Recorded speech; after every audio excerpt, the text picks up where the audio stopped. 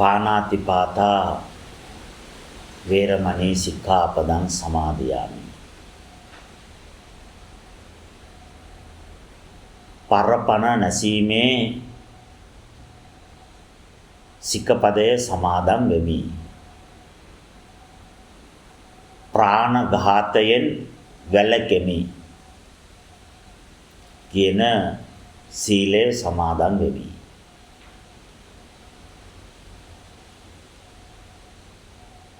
මේ පන්සිල් පද පහ බුදුරජාණන් වහන්සේ මේ මහ පොළොවට අවසාන භවයේ විදියට සිදුවත් කුමරු වශයෙන් උත්පත්ති ලැබන කොටත් ඒ වත්මන් සමාජය තුළ පන්සිල් පද පහ තිබුණලු. මිනිස්සු පන්සිල් රකිමින් ධාර්මිකව ජීවත් වෙච්ච සමාජයක් පැවතුනාලු. එනම් මේ පන්සිල් පද පහ කියන එක සෙල්ලම් එකක් වෙන්න බෑ.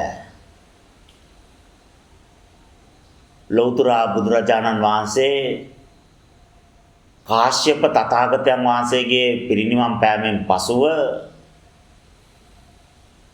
ලෞතර බුදුරජාණන් වහන්සේ තථාගත ගෞතමයන් වහන්සේ මේ මහ පොළොවට බුද්ධත්වයට පත් වෙන තාක්කල් විශාල කාල පරිශ්‍රයක් තිබිලානේ. අබුද්ධෝත්පාද කාල පරිශ්‍රයක් තිබිලා. ඒ 이르දි බල සම්පන්න මහා විශාල තපස්වරු පිරිසන් ධාර්මික රාජ්‍යයන් බොහොම සංවර සිල්වත් සමාජයන් තපස් වනවල කඳුවල පසේ බුදු මහරහතන් වහන්සේලා කියලා පරිපූර්ණ භූමියන්. මේ පන්සිල් පද පහ තමයි අත්තිවාරම කොටගෙන මෙච්චර දුර ගින් තියන්නේ. එනම් පන්සිල් පද පහ සෙල්ලම් එකක් වෙන්න පුළුවන්ද? ඒකාන්ත වශයෙන්ම සුද්ධෝදන මහරජතුමාගේ කුල පුත්‍රයන් වහන්සේ සිදුවත් කුමරු ඒකාන්ත වශයෙන්ම බුදු වෙනවා. කවුද මේ කියන්නේ? අසිත තාපසයා. කොයිද මේ දවස්වල වැඩ ඉන්නේ? බ්‍රහ්ම ලෝකයේ. කයෙන් 이르දියෙන් ගිහිල්ලා බ්‍රහ්ම ලෝකේ භාවනා යෝගයේ වැඩ සිටිනවා. දිව්‍ය ලෝකවලටත් සංචාරේ ගිහිල්ලා දෙවිවරුත් එක්ක සාකච්ඡා කරලා තමන්ගේ අවබෝධය අනුශාසනා දීලා දෙවිවරුත් වැඳලා තාපසයාට අඩුපාඩු දුර්වලකම් පෙන්වලා දීලා දිව්‍ය ලෝකෙත් ප්‍රශ්න ගැටළු විසඳගෙන මනුස්ස ලෝකෙටත් ඇවිල්ලා භාවනා යෝගයේ ඉඳලා පිණ්ඩපාතේ කරලා කාලෙකින් නැවත වම වඩිනවා. එච්චර කෙලෙස් යටපත් කරන්න පුළුවන් කමක් තිබිලා පන්සිල් පද පාට අබුද්ධෝත්පාද කාලය තුල චතුරාර්ය සත්‍ය ධර්මය දුක ඇතිවීමට හේතුව දුක නිරෝධ කිරීම සහ නිරෝධ කරන මාර්ගය.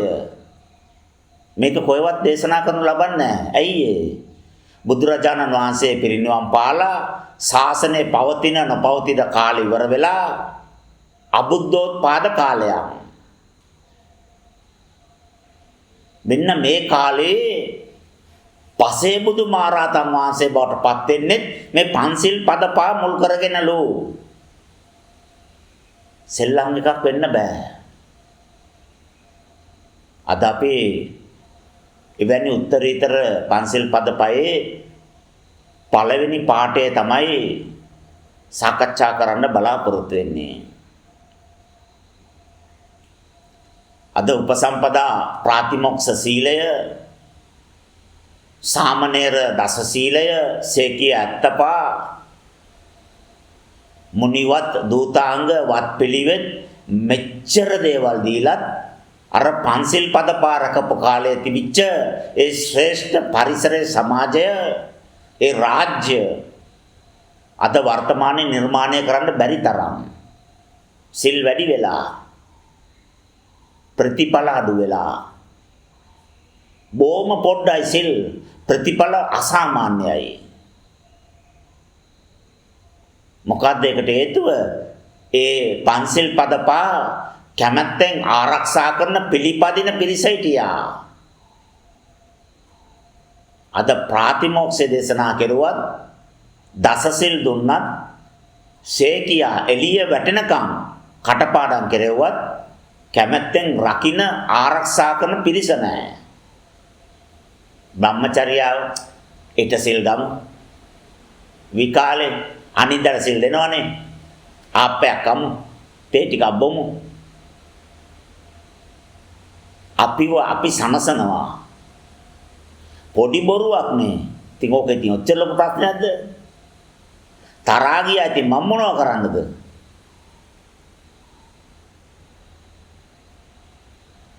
අපිව සනස ගන්න උත්සාහ කරනවා මිසක් නිවන කියන්නේ මොකද්ද? මම ඉන්න ඕනේ කොහොමද කියන එක පිළිබඳව වගකීම දරන්නේ නැහැ. මිනිස් ගුණධර්ම කියන්නේ විශේෂ සුදුසුකම් නෙමෙයි, මිනිස්සෙක් වෙලා මහ පොළවේ ඉන්න මූලික සුදුසුකම්. මූලික සුදුසුකම්. මිනිස් ගුණධර්ම වැඩිහිටියන්ට කීකරු වීම, ඉවසීම, නියතමානී වීම, ඇත්ත ප්‍රකාශ කිරීම, සත්‍ය කතා කිරීම, අනිත් අයට උදව් උපකාර කිරීම, උදව් කරන්න බැරි වුණත් කරදර කරන්නේ නැතුව වාසය කිරීම, සමගියෙන් ජීවත් වීම, සාමයෙන් ජීවත් වීම, එකමුතුව වාසය කිරීම. මේවා මූලික ගුණධර්ම.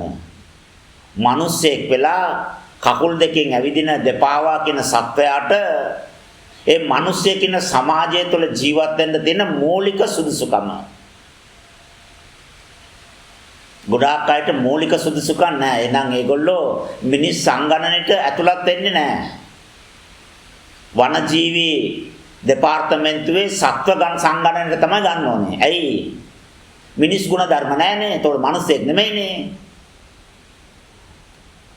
අම්මා අඳුරන්නේ නැහැ, තාත්තා අඳුරන්නේ නැහැ, කතා කරන්න දන්නේ නැහැ. වෙරි බීගත්ත ගමන්, මත්ද්‍රව්‍ය බීගත්ත ගමන් ඉතුවක්කාරය උඩඟුයි. ඇන්දොත් ඇඳුමක් 500කට විතර රාගය විශ්සෙනවා. කතා කෙරුවොත් කට ඇරලා 100කට විතර ඉදෙනවා. ඉතුවක්කාරයි උඩඟුයි ආහංකාරයි මමත්වයෙන් යුක්තයි. තමන්ට වඩා ලොක්ෙක් නැහැ, జగතෙක් නැහැ. තමන්ගේ ජීවිතේ තමන්ට ඕන විදිහට ජීවත් වෙනවා. එහෙනම් සංගණනට ගන්නේ වනජීවි දෙපාර්තමේන්තුවෙන්. ප්‍රාදේශීය ලේකම් කාර්යාලවලින් ගන්න නැහැ. මූලික මිනිස් ගුණධර්ම ටික නැහැ. මිනිස්සෙක් විදිහට සංගණනය කරන්න පුළුවන් කමක් නැහැ. අද මුළු පෘථුවියටම ඕක වෙලා නැද්ද? ඇතියාන්තම් අපිවත් බේරුණා ගෞතම බුදුහාමුදුරුවෝ සරණ ගිය නිසා. අපි මෙච්චර කීකරු වෙලා, නියතමානී වෙලා, වැඩිහිටියන්ට ගරු කරලා, හැමදේම ඉවසගෙන දරාගෙන, ಗುಣ පුරාගෙන භාවනා යෝගිය වාසය කරනවා කියලා කියන්නේම මිනිස්සෙක් විදියට මහ පොළවේ සංගණනට ඇතුල් වෙන්න අපි සුදුසුකම් ලැබලා මේ පන්සිල් පදපා ඒ තරම් උත්තරීතර ධර්මතාවයක් පසේ බුදු මහරහතන් වහන්සේලා නිර්මාණය කරන්න තරම්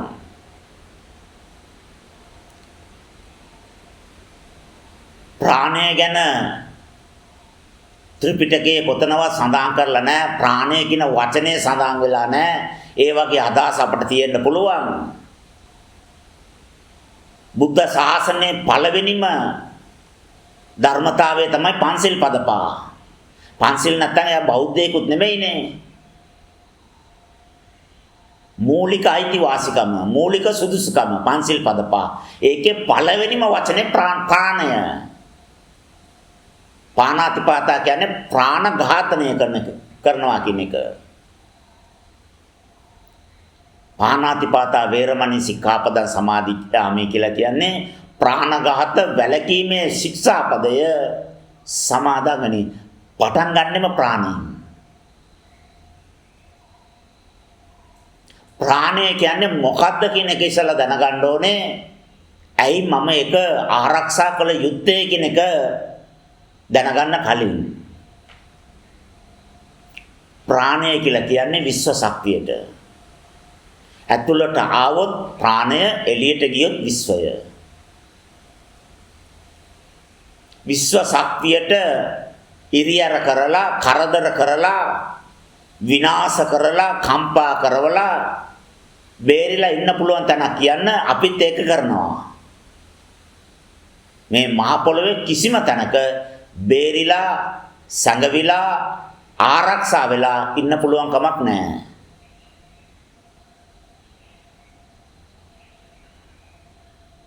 මෛත්‍රී භාවනාව තුළ කරණීය මෙත්ත සූත්‍රය තුළ බුදුරජාණන් වහන්සේ මේක පැහැදිලිව දේශනා කරනවා. පේන සත්තු, නොපෙනෙන සත්තු, ළඟ ඉන්න සත්තු, දුර ඉන්න සත්තු, ඉපදිච්ච සත්තු, ඉපදමින් පවතින සත්තු, ඉපදෙන්න බලාපොරොත්තු වෙන සත්තු,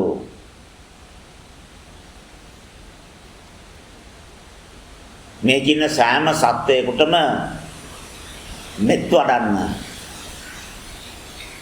සත්වයකට මෛත්‍රී කරනකොට ඒ සත්වයාට පුද්ගල සත්ත්ව ස්වභාවයක් නැත්තම් මෛත්‍රිය කාටද ලැබෙන්නේ? එයාගේ පනට. අපි මේ විශ්වයට එකතු වෙන්න මේ උත්සාහ කරන්නේ. මුහුදු වතුර බෝතලයකට පුරවලා මුහුදට විසි කරනවා. ඒ බෝතලේ අවුරුදු සාරාංශක කල්ප ලක්ෂයක් පාවුණත් මේක බෝතල් වතුර අරක මුහුදු වතුර. ඇයි ඒ? මූඩිය වැයිලානේ. ඔන්න ඔය මූඩිය ගලවන්න හදන්නේ. කිසිම සත්වයකට සිතින් කයෙන් දුක් දෙන්නේ නැහැ කියලා කියන්නේ එයා විශ්වයට කරදර කරන්නේ නැහැ කියන එක. විශ්වයත් එක්ක ගැටෙන්නේ නැහැ කියන එක. එයාගේ ජීවිත කාලය පුරාවටම ප්‍රාණයත් එක්ක ගැටෙන්නේ නැහැ කියන එක. ප්‍රාණය කියන්නේ කය තුල තියෙන නිසා අපි ඉන්නවා ඒක සත්වයක් කියලා. අපි හිතනවා ඒක සත්වයක්. එහෙනම් මේ සත්වයාට තමයි මං කරදර කරන්නේ. මේ සතා තමයි මන් නිසා දුකටපත් උනේ. ඒ නිසා මට අකුසලයක් වුණා. මං පව් වැඩක් කරගත්තයි කියලා මම හිතනවා. එයා තුළ තියෙන ප්‍රාණයට නම් ඒ දුක දුන්නේ. ඒ පීඩාව ලැබුණේ යාගේ ප්‍රාණයට නම්. ඒ දුක, වේදනාව, කරදරය, පාර කෑම, තුවාල වීම දැනගත්තේ යාගේ ප්‍රාණය නම්. මම එයාට නෙමෙයි ඒ දුක, වේදනාව, කරදරය, පාර දීම කරලා තියෙන්නේ. විශ්වයට කරලා තියෙන්නේ මම. මෛත්‍රී භාවනාව 100%ම සම්පූර්ණ වෙච්ච තාපසයෙක්ගේ චරිත ස්වභාවය හරිම ලස්සනයි. අනිත් අය දිහා බලන්නේ එහා දිහා බලන විදියට. සියලු සත්‍යයන්ගේ ප්‍රාණය තමන්ගේ ප්‍රාණය විදියට දැනෙනවා. තමන්ට වඩා සියලු සත්‍යයන්ට සෙනෙහ බර වෙනවා. තමන්ට මොන දුක දී ගත්තත් අනුන්ට දෙන්න බැරි තරම් අසරණ වෙනවා. පලි ගන්න හිතන්නේවත් නැහැ. දුක් දෙන්න අදහසක්වත් නැහැ. ඇයි ඒ අයට දුක් දුන්නාම ඒ අයට වඩා තමන්ට රිදෙනවා. ඒ අයට ඉවස ගන්න පුළුවන්, තමන්ට ඉවස ගන්න බෑ. තමන්ගේ මේම වරදක් වුණානේ කියලා. බලන්න කරණීය මෙත්ත සූත්‍රයේට අපේ චරිතය මෙච්චර ගැඹුරින් වෙනස් කරන්න පුළුවන් කමක් තියෙනවා. පාණාතිපාතා වේරමණී සික්ඛාපදං සමාදියාමි. මම දුක් විඳින්න කැමති නම් පාර කෑම වලට ලක් වෙන්න කැමති නම් කූඩු වෙලා නිදාස උල්ලංඝනය වෙලා පීඩාවෙන් ජීවත් වෙන්න කැමති නම් කුරුල්ලෝ ලේන්නෝ ගිරව් මයින්නෝ කූඩු කරගන්න. අනාගතේ අපට කූඩුවක් ඇදෙනවා. මිනිසුන්ට ඉරියර කරදර කිරීමෙන් තෘප්තියක් ලැබෙනවා නම් ඒක අනාගතේ ඒ විදියට මේ දුක් කරදර පීඩා විඳ ගන්න කැමති නම් ඒක කරගන්න කමක් නැහැ. මේ ලෝකේ කිසිම සත්වයක් මැරෙන්න කැමති නැහනේ. නිന്ദා අපහාස ලබන්න කැමති නැහනේ. දුක් විඳින්න පීඩා විඳින්න කැමතිත් නැහනේ. කැමති නැත්නම් ඉතින් ඒ දෙන්න නොකරෙමු. ඒ දේවල් අපට නොලැබෙන පිණිස. ඇයි අපට වෙන්න ඕනේ මේකයි කියලා අපි හිතනවා. ඒක අනිත් අයට දෙන්න, අනිත් අයට දෙන්නේ වෙන එකක්. මම කුටි කන්න කැමතිද නැහනේ. එහෙනම් ඇයි අනිත් අයට කුටි දෙන්නේ? මම කුමක් ලබන්න කැමතිද? ඒ දේ අනුන්ට දිය යුතුයි. මම ප්‍රශංසාවට කැමති. එහෙනම් අනිත් අයගේ ಗುಣ ප්‍රශංසා කරන්න. කවුරුත් ඉරියර කරදර කරනවට මං කැමති නෑ. එහෙනම් අනුන්ට ඉරියර කරදර නොකර ඉන්න. මගේ දේවල් අස්ථානගත වෙනවට නැති වෙනවට අකමැති. එහෙනම් අනුන්ගේ දේවල් නොගෙන ඉන්න. අස්ථානගත නොකර ඉන්න. කවුරුත් මට අපහාස කරනවට අකමැති. එහෙනම් කාටවත් අපහාස නොකර ඉන්න. සියලු දෙනා සියලු සත්වයෝ මගෙත් එක්ක සුවඳශීලීව ඉන්නවට මම කැමති. එහෙනම් ඔබත් සුවඳශීලීව ඉන්න. කවුරුරි අමනාපෙන් අකමැත්තෙන් ඉන්නකොට රිදෙනවද? ඒ වේදනාව තව කෙනෙකුට අකමැති වෙලා අමනාප වෙලා විරුද්ධ වෙලා නොදී ඉන්න. මේ මූලික ටික සරල ටික කියලා දෙන්න බුදු කෙනෙක් පහළ වෙන්න ඕනේද? ඇයි අපට තේරුම් ගන්න බෑ? සත්ත්ව කුලේ ඉහළම දියුණු වෙච්ච ජීවියා මිනිස්ය වර්ගයා මේ සරල දේ තේරුම් ගන්න බෑ. අපි කරන දේවල් නම් අපට වෙන්නේ. ඇයි අපි අකමැති දේවල් අපි කරන්නේ? අකමැති දේ ලබන පිණිස.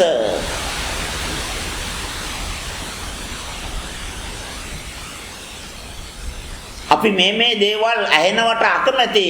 ඇයි ඒ දේවල් අනිත් අයට කියන්නේ? අපට අනාගතයේ ඒක ඒ විදිහටම ඇහෙන පිණිස.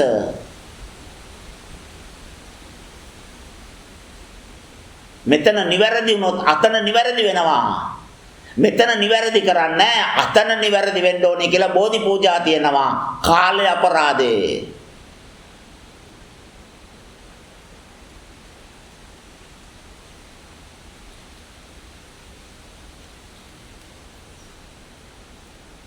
භික්ෂුන් වහන්සේලා විදියට මේ ශික්ෂාපද තවත් ගැඹුරින් දකින්න ඕනේ.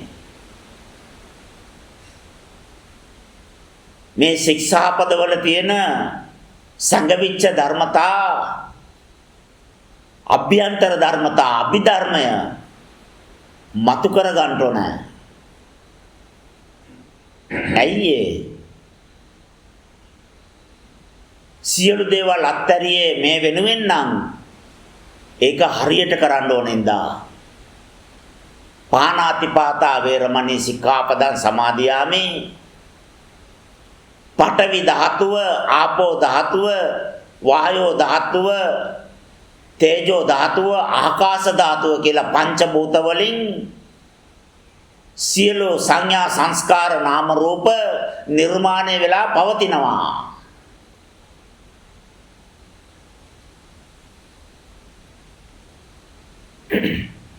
මේ ප්‍රාණය කියන ධාතුව ශක්ති විශේෂයන්. ඒ ශක්තිය කයට භාවිතා වන ඉන්ධන පද්ධතියන්. කයේ උස, කයේ බර, කයේ ධාරිතාව. ඒකට අනුව මෙච්චරක් ප්‍රාණය ගබඩා වෙලා තියෙන්න ඕනේ මේකේ ඇස කන දිව නාසය සමසිත කියන සලආයතනවල ක්‍රියාකාරී ස්වභාවයන් සඳහා.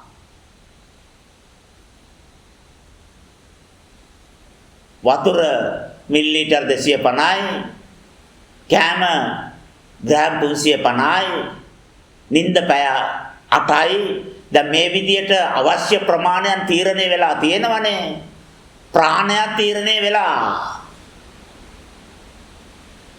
තමන්ගේ උසට, බරට, ධාරිතාවට මේ කය නඩත්තු කරන්න මෙච්චර ප්‍රාණය අවශ්‍යයි. විනාඩියට තප්පර 8යි, උෂ්ම 15යි, ලීටර් 6යි. බඹයක් නේ උස අඩි 6යි. ලීටර් 6ක් ඕනේ ප්‍රාණ වායුව මේ කය නඩත්තු කරන්න. තීරණය වෙලා කලබල නම් අසංවර නම් කයේ ක්‍රියාකාරීත්වය වැඩි නම් ගොඩක් වේස කරනම් ධාරිතාව වෙනස් වෙන්න පුළුවන්. සාමාන්‍ය විවේකයෙන් ඉන්න කෙනෙකුට මේ ආස්වාසයෙන් ප්‍රාස්වාසයෙන් මම හිතාගෙන ඉන්නේ කය නඩත්තු කරනවා කියලා නෑ. මම විශ්වයත් එක්ක ගනුදෙනු කරනවා. පාණාතිපාතා වේරමණී සික්ඛාපදං සමාදියාමි කියන්නේ භෞතික විද්‍යාවක්. භෞතික ගනුදෙනුවේ අධ්‍යාපනයක්. භික්ෂුන් වහන්සේලා විදියට අපි මේ ශික්ෂාපදවල ඊටා ගැඹුරු ධර්මතා දැනගත යුතුයි.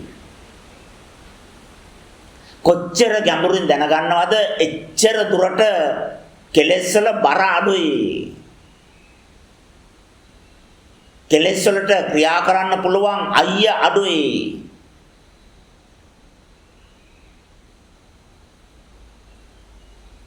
ප්‍රාණය උස්ම රැල්ලක් විදියට ආස්වාස ප්‍රාස්වාස විදියට කයේ ක්‍රියාත්මක වෙනවා. ඒක ප්‍රාණය ක්‍රියාවලියක් පමණක් නෙමෙයි විශ්වයත් එක්ක වෙන ගනුදෙනුවක්. ප්‍රාණ ශක්තිය විශ්ව ශක්තියත් එක්ක ස්පර්ශ වීමක්. මම සංසාරේ ගෙන ආපු සෑම තොරතුරක්ම මගේ ඥානවල තැම්පත් වෙලා තියෙනවා. ඒ හැම තොරතුරක්ම චේතනාවක් මුල් වෙලා තමයි තොරතුරක් බවට පත් වෙලා තියෙන්නේ. ඒ චේතනාවල් ප්‍රාණය ඉන්ධනයක් විදියට අරගෙන චිත්ත වීතියක් සිටවිල්ලක් විදියට තරංගයක් විදියට විශ්වයේ තැම්පත් වෙලා හැම තරංගයකම මගේ ප්‍රාණය මගේ ඥාන තැම්පත් වෙලා තියෙන්නේ. වෙන කෙනෙකුට පරිසම් දෙන්නත් බෑ. වෙන කෙනෙකුට ඒකට බලපෑම් කරන්නත් බෑ. ඒක මට විතරක් අයිති වෙච්ච මගේ ප්‍රාණයත් එක්ක සිතත් එක්ක ගනුදෙනු කරන මගේ දත්ත ගබඩාව ඒක විශ්වයේ තියෙන්නේ. ප්‍රාණඝාත කියන්නේ චිත්ත වීති වලින් ගත්තාම ඉහළ මට්ටමේ චිත්ත වීති වල දරන්න අපහසු ඊටා පීඩාකාරී මානසික ස්වභාවයන්. කරදර කරන එක, ඉරියර කරන එක, තුවාල කරන එක, පාර දෙන එක, ඝාතනය කරන එක, අංග විකල කරන එක මේ හැම දෙයක්ම ප්‍රාණනේ පන සම්බන්ධයිනේ. මේ විදියට අපි මේ ප්‍රාණයට අසාමාන්‍ය විදියට දුක් දීලා කරදර දීලා අනතුරු ආබාධ ඇති කරලා අපි අපේ ජීවිතයට ඉහළ තරංග මට්ටමේ ඊතා පීඩාකාරී වේදනාවන් ගබඩා කරගනු ලබනවා. පඨවි ධාතුවේ වේගයක් තියෙනවා. ආපෝ ධාතුවටත් වේගයක් තියෙනවා. වායෝ ධාතුවටත් වේගයක් තියෙනවා. තේජෝ ධාතුවටත් ආකාශ ධාතුවටත් වේගයක් තියෙනවා. තපස්වරුන්ගෙන් විමසුවාම කියනවා පඨවියට අපි යම් කිසි දෙයක් තැම්පත් කරුවොත් ඒ පඨවිය තුලින් ඒක නැවත ක්‍රියාත්මක වෙන්නේ පඨවියට වේගයක් තියෙනවා. ඒ වේගයත් එක්ක තමයි ක්‍රියාත්මක වෙන්නේ. වර්තමානයේ විද්‍යාඥයෝ තේජෝ ධාතුවේ වේගය හොයාගෙන තප්පරයකට ලක්ෂ 3ක වේගයකින් ආලෝකය යනවා කියලා. ආලෝකය කියන්නේ තේජෝ. ආලෝක ධාතුව කියන්නේ තේජෝ ධාතුවට. එතකොට මේ ආලෝකය තප්පරයකට ලක්ෂ 3ක වේගයකින් ගමන් කරනවා කියන තීරණයට ආවා කියන්නේ එහෙනම් මේ තේජෝ වලට මේ ආලෝකයට වේගයක් තියෙනවා කියන එක පිළිගන්නවා. ඇයි වායුවට වේගයක් නැහැ? ආපෝ වලට වේගයක් නැහැ. පඨවියට වේගයක් නැහැ. තියෙනවා.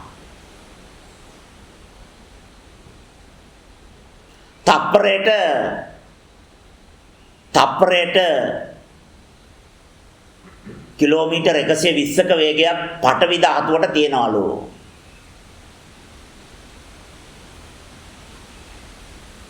තපස්වරු කියනවා පඨවියට කලාම යම් කිසි දුකක් ඒක එන්නයි යන්නයි යන කාලේ වැඩි.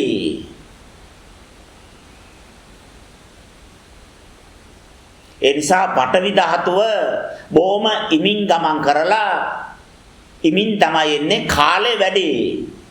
ආපෝ වල වේගය වැඩි ඉක්මනට ගිල්ල ඉක්මනට එනවා. ඒක ඊට වඩා කලින් පරිසම් දෙනවා. වායෝ තවත් වැඩි. තේජෝ තවත් වැඩි. ආකාශ තවත් වැඩි. ඒ නිසා තමයි සෝවාන් සකෘදාගාමි අනාගාමි හරියක් කියලා සතරමා භූතවලට ඵල හතරක් නිර්මාණය කරලා තියෙන්නේ. සෝවාන් කෙනෙකුට දුකක් දුන්නාම ඒක නැවත ප්‍රතිඵල දෙන්න යන කාලයයි සකෘදාගාමි කෙනෙකුට දුක් දුන්නාම කරදර කළාම ඒක නැවත ප්‍රතිඵල දෙන්න යන කාලයයි අනාගාමි උත්තමයෙකුට කරදර කළාම දුක් දුන්නාම පීඩා කළාම ඒක නැවත පරිසම් දෙන්න යන කාලයයි රාතේකට කරදර ඉරියර ඉසා කළාම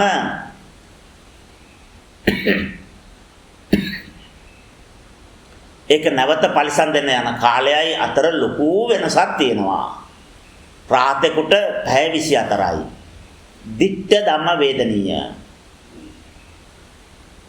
පැය 24ක් ඇතුළත ඒ කර්මය ස්පර්ශ කරගන්න පුළුවන්කම ලැබෙනවා. එහෙනම් මාර්ගඵල වලට සාපේක්ෂව ඒ දත්ත ක්‍රියාත්මක වෙන ස්වභාවය ඒ දත්තවල ගමන් වේගය වෙනස් වෙනවා නම් අපේ සෑම චෛතසිකයම පංච භූත වලට ආකාර පාකට වෙන් වෙලා තරංග මට්ටම් වලට අනුගත වෙලා වේගයක් තීරණය වෙලා පරිසම් දෙන්න ඕන කාලයක් තීරණය වෙලා ක්‍රියාත්මක වෙනවා. ඒක තමයි හොඳට බලන්න ජාතක කතා කියවන්න ඕනේ. 550ම කියවුවට වරදක් නැහැ. සමහර අවස්ථාවල ජාතක කතාවල අටුවාවල අපි කියවනවා බල්ලෙක්ගේ කරට ලණුවක් දාලා ගැට ගාලා වතුර කලයට වතුර පුරවලා වතුරේ ගිල්ලවල මරනවා කාන්තාවක්. භව 500ක් ඒ විදියටම එයාට මරණය සිද්ධ වුණා කියලා. ඇයි භව 500ක් ඒ ධාතුවේ ඒ තරංගයේ ද්වේෂය ගමන් කරන්නේ ඉමින්නේ. යන්න කාලයක් යනවා එන්න කාලයක් යනවා. ඉතින් භව 500ක් විතර ඒක එතකම් වෙනවා. ඉවර වෙනකම් වෙනවා. ඒක ඉවර වෙනකම් ඒ කාර්යය නැවත නැවත වෙනවා. ගණ්ඩ පියවරක් ඇත්තෙම නැහැ. එනම් සමහර අවස්ථාවල භව ගානක් පරිසම් දුන්නා. සමහර අවස්ථාවල එතනම පරිසම් දුන්නා. සමහර අවස්ථාවල පරිසම් දුන්නේ නැහැ. අවෝසි වුණා. එනම් මේ කර්ම විෂය අපි හිතන තරම් සරල එකක් නෙමෙයි. අපේ ප්‍රඥාවට සම්පූර්ණයෙන් ගෝචර වන සුළු එකක් නෙමෙයි. අපි මරන්න කියලා හිතනවා කියන්නෙම චේතනාවෙන් පාණාතිපාතා ශික්ෂාපදය කැඩිලා ඉවරයි. අපි හිතනවා මේ ශික්ෂාපදය මම ආරක්ෂා කරනවා. කුරා කෝඹියකටවත් ඉන්සා ඉදිරියට කරදර කරන්නේ නැහැ කියලා. හොඳට මතක තියාගන්න ඕන කාරණයක් සීලය කියන එක භෞතිකව රකින්නත් ඕනේ මානසිකව රකින්නත් ඕනේ. මානසිකව රකින්න නැත්නම් භෞතිකව කොච්චර රැක්කත් රහත් වෙන්නේ නැහැ. 150ක් ප්‍රශ්නේ විසඳිලා නැහැ. කෙනෙක් පරාජිකා වෙන්නේ නැහැ. ඒ භික්ෂුව හරි සිල්වත් පරාජිකා වෙන්නේ නැහැ. බ්‍රහ්මචර්යා සීලය කායිකව උත්තර රැකෙනවා. හැබැයි කාන්තාවක් දැක්කම වෙවුලනවා. ඒ තරම් රාග තෘෂ්ණා සිතවිලි.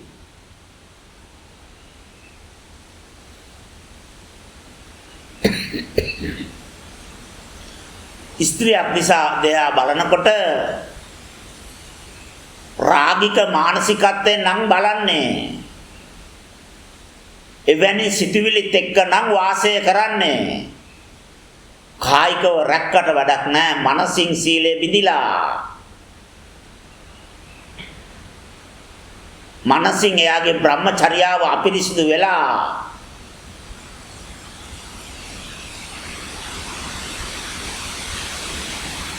කයට සිල් දෙන්න පුළුවන්කම තිබුණා. සිතට සිල් දෙන්න පුළුවන්කම අපට තිබිලා නැහැ. සිත සිල් අරන් නැහැ. සෑම ශික්ෂාපදයක්ම භෞතිකව රකින්නත් ඕනේ, මානසිකව රකින්නත් ඕනේ. ක්‍රම දෙකෙන්ම රකින්න ඕනේ. තවත් කෙනෙකුගේ ප්‍රාණයට කරදර කරන්නේ, පීඩා කරන්නේ, හිංසා කරන්නේ, වේදනාවක් ඇති කරන්නේ, දුකක් දෙන්නේ, ඝාතනය කරන්නේ. මෙන්න මේ ප්‍රතිපත්තිය කයෙන් තිබුණට මදි. මනසෙනුත් තියෙන්න ඕනේ, සිතුවිලි වල තියෙන්න ඕනේ.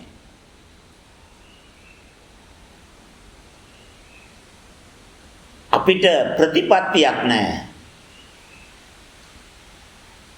ප්‍රතිපත්ති නැති නිසා තමයි අපේ වික්ෂු ජීවිතවල මාර්ගඵල නිවන් මෙච්චර ප්‍රමාද.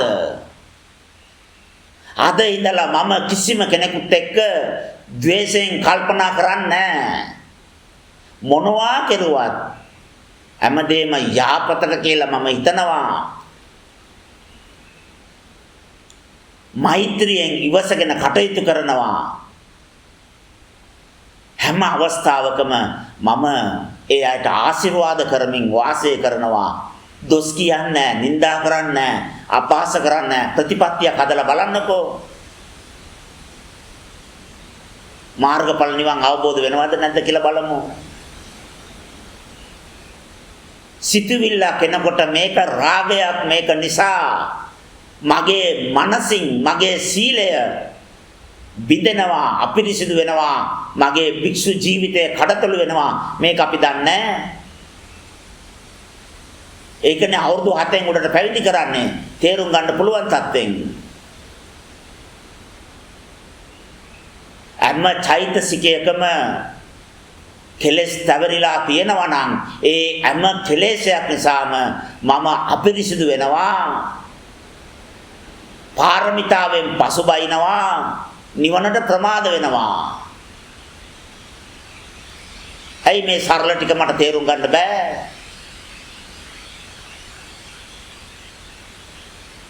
අද අපේ ජීවිතවල තියෙන ලොකුම ප්‍රශ්නය හැමදේම දන්නවා, හැබැයි එකක්වත් පිළිපදින්නේ නැහැ. එකට එක කතා කරන එක වැරදි කියලා මම දන්නවද නැද්ද? ඉතින් කතාර්ථ කරනවානේ, බැන ගන්නවානේ. අකීකරුකම නිවනට බාධකයක් විදිහට මම දන්නවද නැද්ද? ඉතින් අකීකරු වෙනවානේ.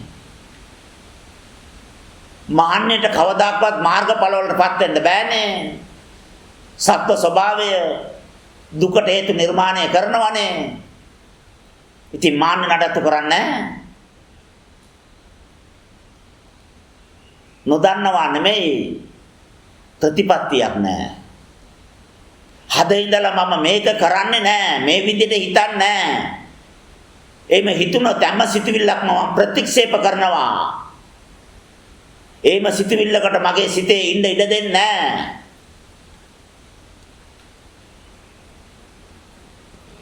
උඩ තට්ටුව කුලියට දෙනවා. මාස 3ක් වෙලත් කුලිය දෙන්නේ නැහැ. සල්ලි තියෙන කාලා බීලා නටනවා, හැමදාම බොනවා.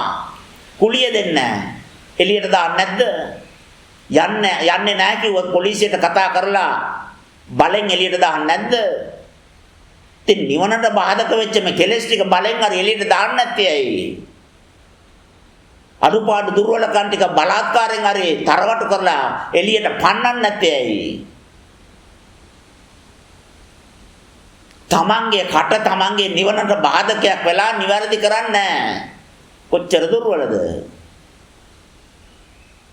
මගේ ඇසිරීම, මගේ ජීවන රටාව, මගේ මාර්ගඵල වලට බාධකයක් වෙලා තියෙනවා, නිවැරදි කරන්නේ.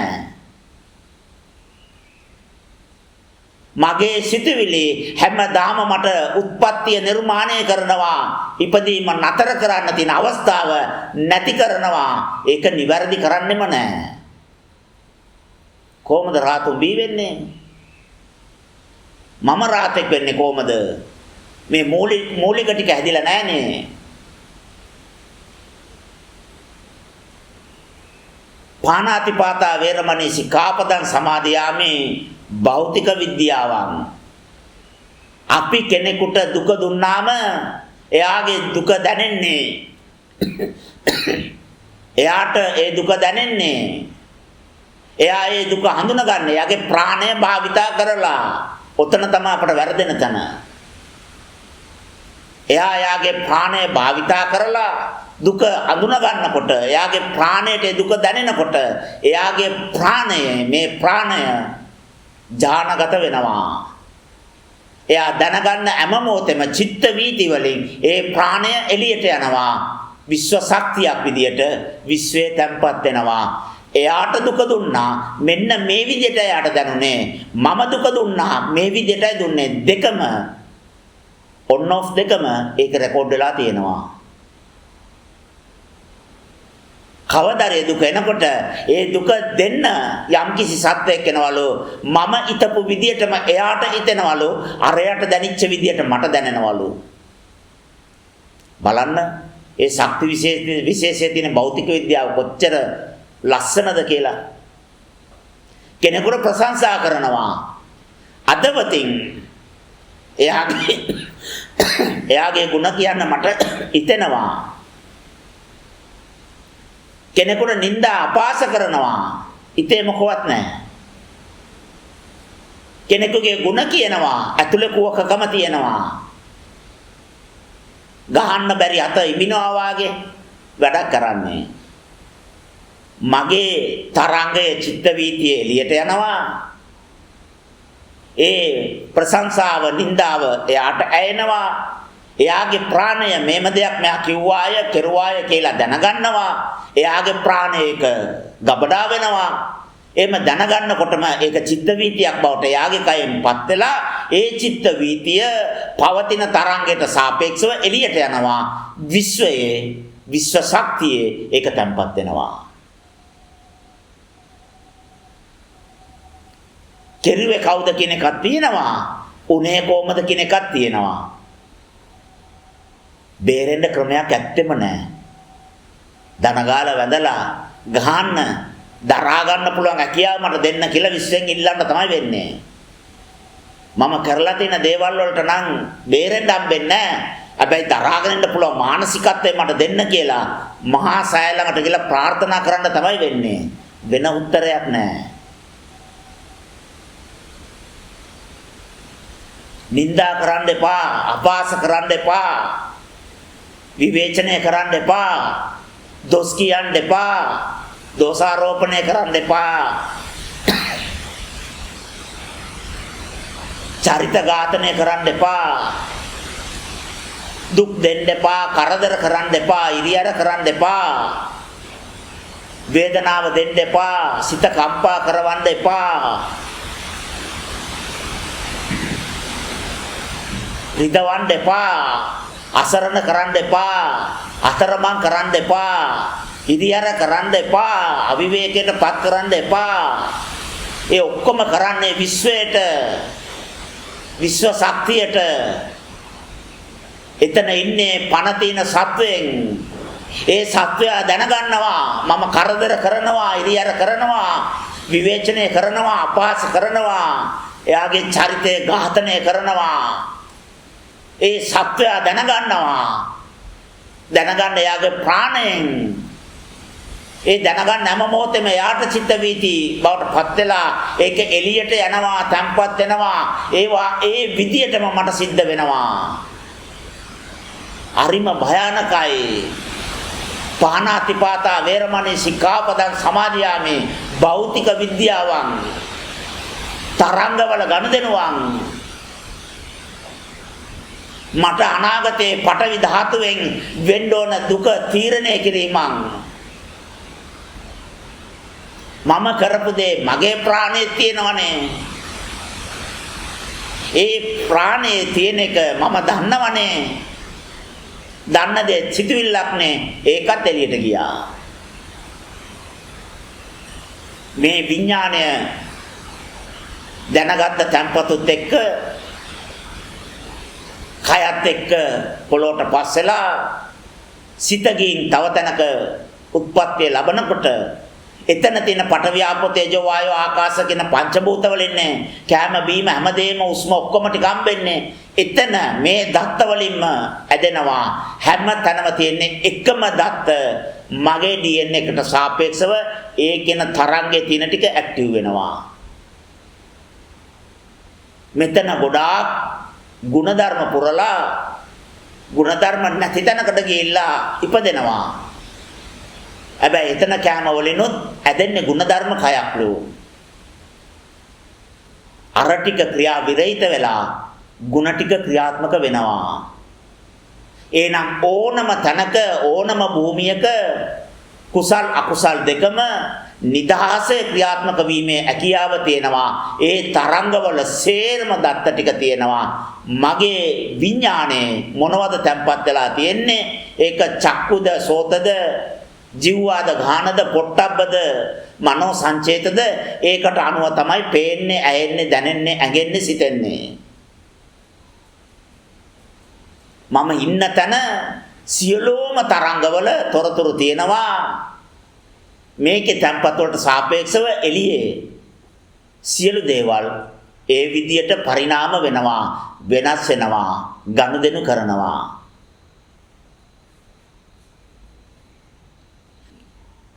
බාහිර ලෝකේ වෙනස් වෙන්න ඕනේ නම් ඉස්සෙල්ලාම අභ්‍යන්තර ලෝකේ වෙනස් කරන්න ඕනේ. එළියේ මට වෙන්න ඕන දේ තීරණය වෙන්න ඕනේ නම් ඇතුලෙන් මම කරන්න ඕනේ මොනවද කියන එක තීරණය වෙන්න ඕනේ. මට හැයෙන දේ තීරණය කරන්නේ මම. මට පේන දේ තීරණය කරන්නේ මම. මට සංසාරේ වෙන හැම දෙයක්ම තීරණය කරන්නේ මම. හැම ගනුදෙනුවක්ම මම ගත්ත තීරණයක්. ඒකේ ප්‍රතිඵලයක්. කාටද මම බනින්නේ? කාටද දොස් කියන්නේ? මොන දේවල්ෙන්ද මට පිට වෙන්නේ? මම කරපු දේවල් නේ. මා මේක පර්වතයේ හිටියන් සමුද්‍ර මැජ්ජේ හිටියන් කර්මෙන් බේරෙන්න තනක් නැහැ. බුදුරජාණන් වහන්සේගේ මහා කරුණාව මේ විද්‍යාව අපට දේශනා කළා. චේතනාම් භික්කවේ කම්මං වදාමි. චේතනාව මුල් වෙනවා නම් මුල් වෙච්ච චේතනාව අදන්න ක්‍රියාව අපට ඕන විදිහට තියෙයි. හැමෝම එලා දකින්න රූපය අපට ප්‍රියමනාපව පෙනෙයි. අමීරි දේවල් වල පවා ඒ ඇයෙන ශබ්දයේ මීර දැනෙයි. ජීවිතය හරිම විවේකයි සරලයි සෑල්ලුයි කියලා දැනෙයි. ඒකට ගැළපෙන චෛතසිකය හදන්න, හේතු හදන්න. අපි හද යම්කිසි දුක් ප්‍රමාණයක් විඳිනවා නම් ඒ හැම දුකක්ම අපි විසින් තීරණය කරපු දේවල්. අපි ගත්ත තීරණවල ප්‍රතිඵල අපේ චෛතසිකවල ඵලය අපේ පෙර භවවල ක්‍රියාකාරී ස්වභාවයන් වල ප්‍රතිබිම්බය ඒක ඒ විදිහට මෙතන පේනවා. ඒක ඒ විදිහට මෙතන කරනවා. ඒවා ඒ විදිහටම මෙතන හැෙනවා. එතන ඒ අයට ඇවුනා, මෙතන මට ඇහෙනවා. එතන මං ඒ අයට කළා, මෙතන මේ අය මට කරනවා. අතන මම ඒ අයගේ දේවල් ගත්තා, මෙතන මේ අය මගේ මේ දේවල් අරන් ගිහිල්ලා. කාටවත් අසාධාරණයක් වෙලා නැහැ. අබ්බඝාතයෝ අබ්බඝාත කරපු නිසා අබ්බඝාත වෙලා. අනාථයෝ අනාථ කරපු නිසා අනාථයෝ බවට පත් වෙලා. ඉංගන්නෝ කාටවත් මොකවත් දුන්නේ නැති නිසා අද කවුරුත් මොකවත් එයාට දීලා නැහැ. මිනිස්සු අසරණ කරපු නිසා අද අසරණ වෙලා. අනුන්ගේ ගෙවල් දොරවල් බිඳපු නිසා අපේ ගෙවල් දොරවල් බිඳලා. අනුන්ගේ දේවල් අරන් ගිය නිසා තමන්ගේ දේවල් අරන් ගිහිල්ලා. එක උපාසක මහත්තයෙක් පැවිදි වෙන්න ඇවිල්ලා ස්වාමීන් වහන්සේ මේ සසර මට කලකිරලා තියෙන්නේ. මට පැවිදි වෙන්න ඕනේ. කලකිරලා આવොත් පැවිදි කරන්නේ නැහැ.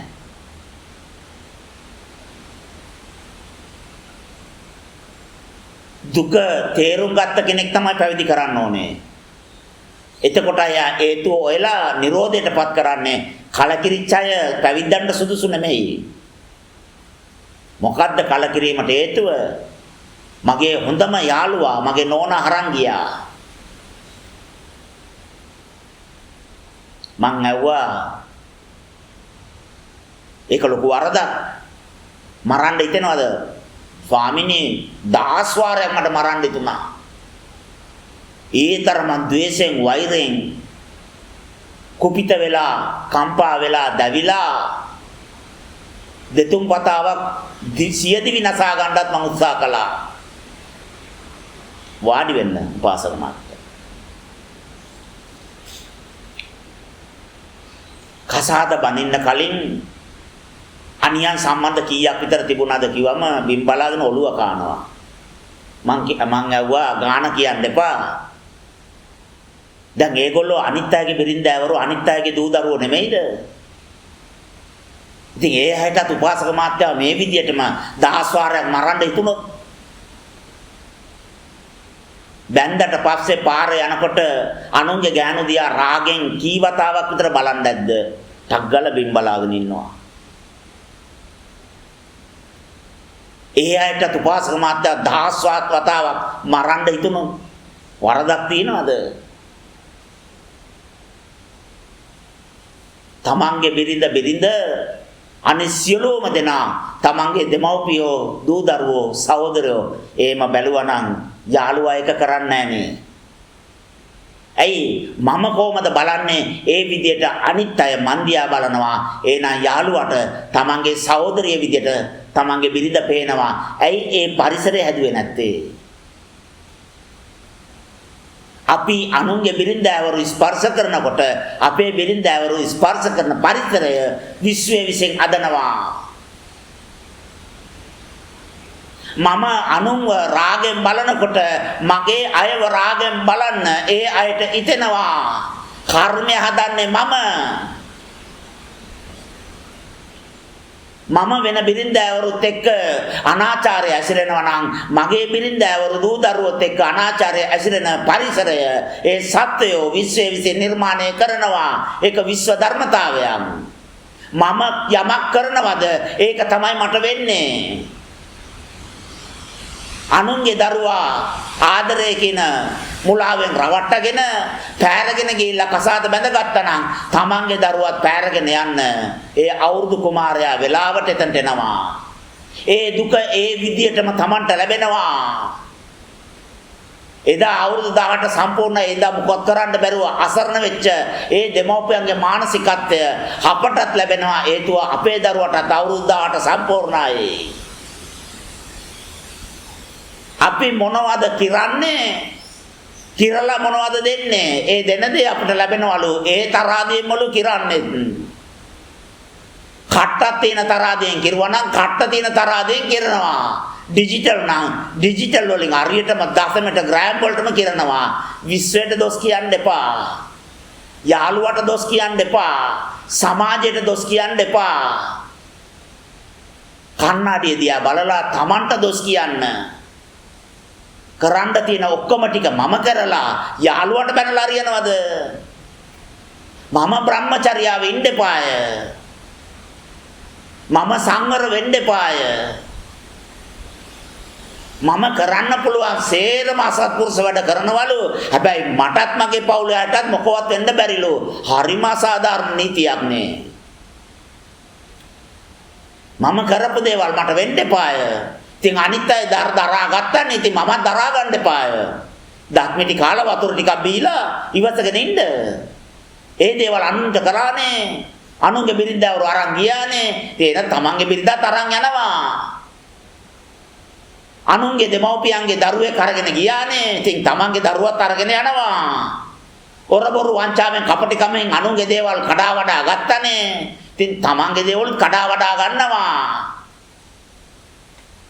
අනුන්ගේ හිඩම් බලෙන් අල්ලගත්තනේ. ලේලි කියලා බෑනා කියලා ඇවිල්ලා බින්න බෑලා අපිව මාළු මටමට දීලා බාර දීලා බලෙන් අල්ල ගන්නවා.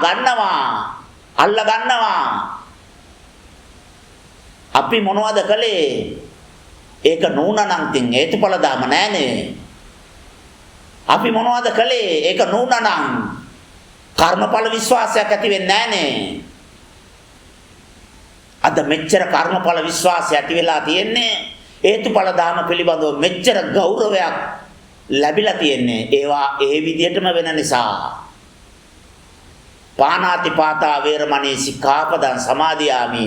සියලු සත්‍යයන්ට මීට පස්සේ වචනයකින්වත් එයාගේ ප්‍රාණයට කරදර කරන්න එපා. ඒ වචනේ ආන්න සිද්ධ වෙනවා.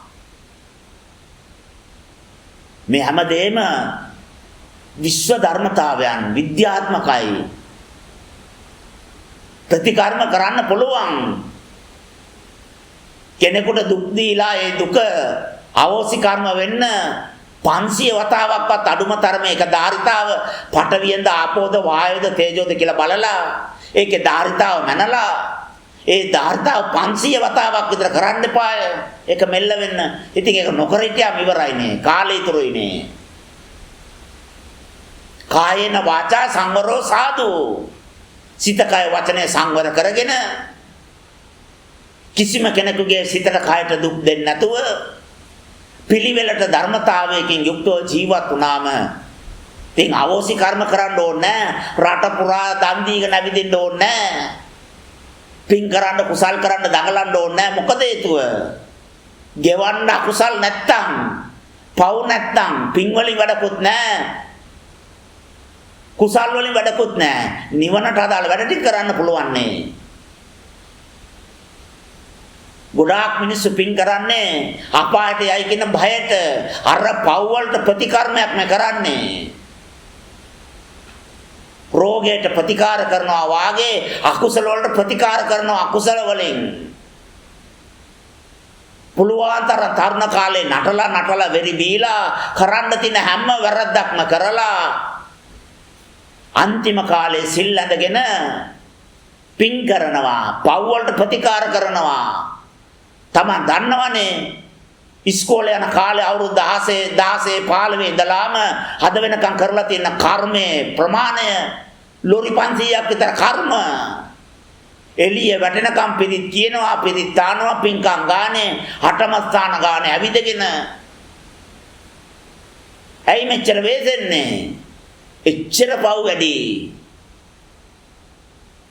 කුසල් කෙරුවම කුසල් හේතුවෙන් දිව්‍ය ලෝකෙ ඉපදෙනවනේ පින් කෙරුවම පින් වල හේතුවෙන් නැවත යහපත් තැනක ඉපදෙනවනේ සුගතිගාමි වෙනවනේ ඉපදෙන්න මොකටද මෙච්චර පින් කුසල් කරන්නේ තමන්ගේ අඩුපාඩු දුර්වලකම් ටික අදා ගන්න දක්ෂ නැතුව පින් වලින් වහන්න හදනවා අර බිත්ති වල කඩතොළු වලට පොටි අදිනවා වාගේ පින්කම් වලින් වහන්න පුළුවන් දේවල් නෙමෙයි කරලා තියෙන්නේ කුසල් වලින් යටපත් කරන්න පුළුවන් වැඩ නෙමෙයි කරලා තියෙන්නේ හරිම බරපතලයි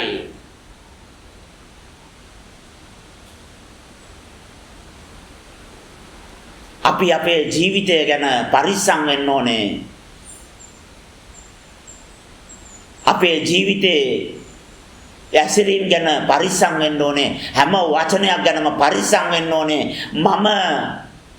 මගේ කතාවෙන් මගේ ඇසිරීමෙන් මගේ ක්‍රියාවෙන් මම දුක් දෙන්නේ යම් කිසි සත්වයකට නම් ඒ සත්වයාට ඒක දැනෙන්නේ ඒ සත්වයාගේ ප්‍රාණයට ඒ ප්‍රාණය තරංගයක් විදිහට චිත්ත වීතියක් විදිහට ඒ දුක වේදනාව පීඩාව දැනගෙන එළියට ගිහිල්ලා විශ්වයේ තැම්පත් වෙනවා මට එකෙන් කවදාකවත් බේරෙන්න හම්බ වෙන්නේ නැහැ බේරෙන්න පුළුවන් ක්‍රමයකුත් නැහැ විඳවලා සසරේ අසරණ වෙලා අතරමං වෙලා බැරි ගෑහිලා ලෙඩ වෙලා උත්පල වෙලා පණුව ගාලා මැරිලා යනවා ගොඩාක් මිනිස්සු උත්පල වෙනකොට කුසල් වලට වඩා අකුසල් වල මතක් වීම වැඩි ඇයි ඒ අකුසල ලොරි 25යි කුසල් කිලෝ එකමාරයි කොහොමද මේ කිලෝ එකමාර උඩින් තියන්නේ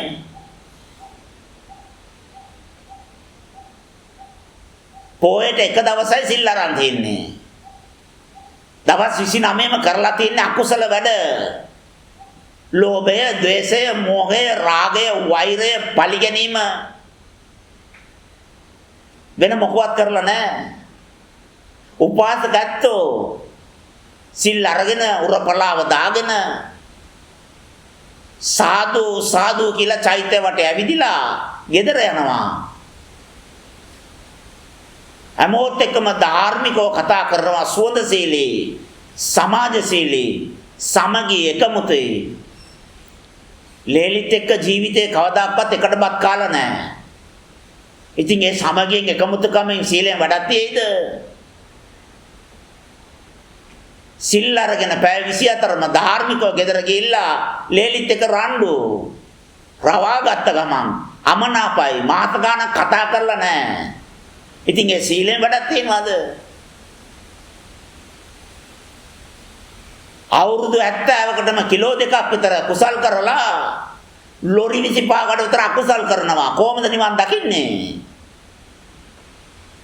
ඉසේ කෙස් ගානට පව් තියෙනවලු. අල්ලට ගන්න පුළුවන් ප්‍රමාණයට පින් තියනවලු. ඉතින් කොහොමද පින් මතු කරන්නේ? අපාගාමි වෙනවා කියන එක පුදුමයක් නෙමෙයි. ඒ අයව බේරන්න සක්කරයටවත් බෑ. දැනුත් මුකුත් වැරදිලා නැහැ අපිට. තාම පණ තියෙනවා. ආයස තියෙනවා. අද ඉඳලා දවසට පැය 8ක් මෛත්‍රී භාවනාව කරමු. සියලු සත්‍යයන්ට අප්‍රමාණව මන් නිසා කරදර වුණා, පීඩා වුණා, දුක් ලැබුණා, වේදනාව ඇති වුණා, නිന്ദාවටපත් වුණා, කරදර වුණා, හිරියර වුණා. මගේ නොදැනුවත්කම නිසා මං අප්‍රමාණව අසත්පුරුෂ විදියට කටයුතු කරලා අනේ මට සමා වෙන්න. ලෝකේ කෝටි 800කට මං කර්ම කරලා අකුසල කරලා දුක් දීලා සියලු සත්වයෝ මට කමා වෙන්න කියලා කමාව අයදින්න. හැම කෙනාටම නිന്ദා අපාස කරලා සංසාරේ අම්මා වෙලා තාත්තා වෙලා දරුවෝ වෙලා ඉපදිච්ච නැති කෙනෙක් නැහනේ. හැම තැනම ඉපදිලා හැම රටේම ඉපදිලා හැම කෙනාටම දුක් දීලා දැන්වත් එයාගෙන් සමාව ගන්න. දැන්වත් එයාට මෛත්‍රිය කරන්න. ඒ අයට දීපු කරදර දුක් වේදනා හිංසා හිරියර කවදාකවත් නැවත කරන්නේ නැහැ කියලා ප්‍රතිපත්තියක පීඩන්න. දවසට පැය 8ක් සියලු සත්වයෝ සුවපත් වේවා කියලා ආශිර්වාද කරලා ඒ කරපු අකුසල පොඩ්ඩක් හරි මෙල්ල කරගන්න වෑයම් කරන්න. අපට බාහිර ලෝකයෙන් යම් කිසි දුකක්, කරදරයක්, පීඩාවක්, විවේචනයක්, නිന്ദාවක්, අපාසයක් ලැබෙනවා නම් ඔක්කොම අපි කරපු දේවල් ප්‍රතිචාර දක්වන්න එපා. ඒ අයට ඒක කරලා යන්න අරින්න. නිදහස ගෙවෙන්න අරින්න. ගුවන් විදුලියේ පණිවිඩ නිකන් ඇයෙන්න අරින්නේ. රූපවාහිනියෙන් පේන්න අරින්නේ. ඒ විදියට කර්මයට කෙරෙන්න අරින්න.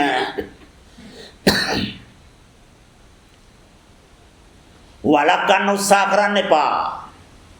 පාලනය කරන්න එපා. විරුද්ධ වෙන්න එපා. ගැටෙන්න එපා. එකට එක කරන්නම එපා. නැවත එක ගෙවන්න වෙනවා.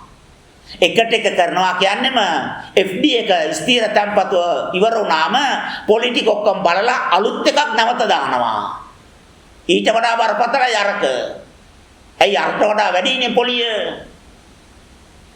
එකට එක කරන්නම එපා. පලි ගන්නම එපා. අමනාප වෙන්නම එපා. නියතමානී වෙලා, කීකරු වෙලා, යටාත්පාත් වෙලා ඒකට ගෙවෙන්න අරින්න. ඒ දුක සන්තෝෂයෙන් බාර ගන්න. මම කරපු මගේ දුර්වලකම අනේ මට බැනලා යන්න. අදවත් මම ඒක තේරුම් අරගෙන ඇදෙන්නම්. මගේ කර්ම මමනේ ගෙවන්න ඕනේ. සන්තෝෂයෙන් මම ගෙවන්නම්. මම ඒක සන්තෝෂයෙන් බාර ගන්නවා. බැනලා යන්න. ගහලා යන්න. ඒක ඒ විදිහටම වෙච්චදෙන් ඒ කර්ම වලට ගෙවෙන්න අරින්න. පාණාතිපාතා වේරමණී සික්ඛාපදං සමාදියාමි. දැන් අපි දන්නවා මේ ශික්ෂාපදය අපේ ජීවිතත් එක්ක, අපේ පාරමිතත් එක්ක, මේ මොහොතේ වර්තමානයේ අපි විඳින දුකත් එක්ක කොච්චර කිට්ටු සම්බන්ධද කියලා. අද ඉඳලා අපි අදවතින් සමාදන් වෙමු. අද ඉඳලා ඒක අපේ පාරමිතාවක් කරමු. කිසිම කෙනෙකුට සිතුවිල්ලකින්වත් රාගයෙන්, ලෝභයෙන්, ද්වේෂයෙන්, මෝහයෙන් සිතන්න නැතුව ඉමු. එහෙම හිතුවොත් ඒ විදිහටම ඒ අයට ඊතන අවස්ථාව අපි දෙනවා. අපි පිළිබඳව ඒගොල්ලෝ ඒ විදිහට හිතන්න පටන් ගන්නවා. ඒගොල්ලෝ අපි වෙනුවෙන් හිතුවොත් ඒ තරංගේ අපෙත් එක්ක එකතු වෙනවා. අපි හිතුවොත් අපේ තරංගේ ඒගොල්ලොත් එක්ක එකතු වෙනවා. එහෙනම් ඒ අයත් එක්ක අපට නැවත නැවත ගනුදෙනු කරන්න සිද්ධ වෙනවා. සංසාරේ නැවත නැවත ඉපදෙනවා. නැවත නැවත මුණ ගැහෙනවා. නැවත නැවත එකම දුක දහස් වාරයක් විඳවන්න වෙනවා. මේ විද්‍යාව නිවැරදිව තේරුම් අරගෙන හොඳට මතක තියාගන්න. කර්ම ඇදෙන එකෙන්, අදන එකෙන්, අදන්න අවසර දෙන එකෙන් වැළකෙන්න. පාණාතිපාතා වේරමණී සික්ඛාපදං සමාදියාමි. සියලු දෙනාටම තෙරුවන් සරණයි.